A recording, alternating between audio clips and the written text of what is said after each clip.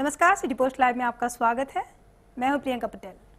बिहार के राजनीतिक खेमे में उपचुनाव को लेकर चल रहे हलचल पर अब विराम लग गया है। देश भर में 4 लोकसभा और 10 विधानसभा सीटों पर हुए उपचुनाव के परिणाम आज आ गए हैं।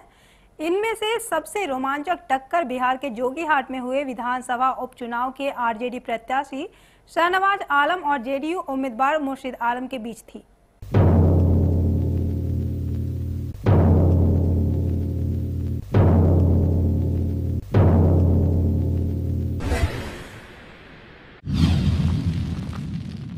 बिहार की जोकीहाट विधानसभा उपचुनाव का नतीजा सामने आ चुका है। आरजेडी ने इस सीट से फतह हासिल कर ली है। इस चुनाव के नतीजे से वर्तमान विधानसभा में कोई खास फर्क तो नहीं पड़ेगा, लेकिन एक बड़ा सवाल जरूर है कि महागठबंधन की सीट को लेकर हार जाने से नीतीश कुमार का राजनीतिक भविष्य कितना प्रभावित होगा। दरअसल जोकीहाट उपचुनाव मात्र एक उपचुनाव भर नहीं है। बिहार के बदले सियासी समीकरण में जोकीहाट का परिणाम बिहार के सियासत पर गहरा प्रभाव डाल सकता है। जोकीहाट फिलहाल जेडीयू की सिटिंग सीट थी, इस वजह से उस पर अपनी सीट को बचाने का ज्यादा दबाव था।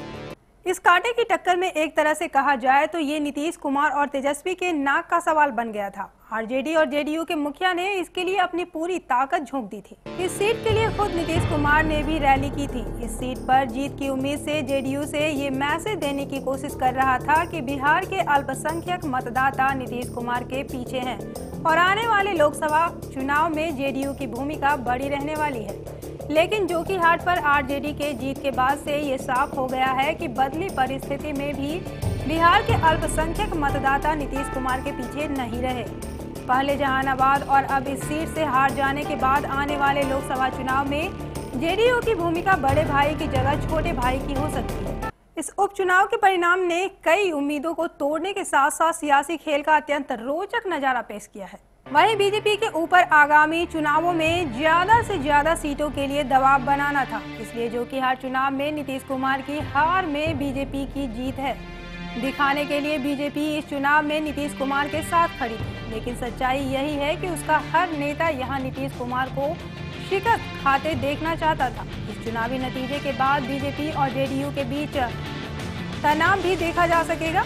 पहले से ही लोकसभा सीटों के बंटवारे को लेकर खींचतान जारी है। इस चुनाव में जेडीयू की हार से नीतीश कुमार पर बीजेपी का दबाव तो बढ़ गया, लेकिन आगामी विधानसभा चुनाव में एनडीए की चुनौती काफी बढ़ गई है। महागठबंधन के नेताओं को पता है कि जोकीहाट के परिणाम का मतलब पूरे मुस्लिम वोट पर क्या पड़ने वाला है। यही वजह है कि परिणाम के साथ साथ मुस्लिम वोट पर दावेदारी भी महागठबंधन के नेता जता रहे थे। लेकिन अब एनडीए नेताओं के अल्पसंख्यक मतदाताओं के साथ होने के दावों की हवा निकल गई है। आरजेडी प्रत्याशी शाहनवाज आलम के जीत के बाद सियासी खेमे में कितना उलटफेर होना है, ये देखना अभी बाकी है।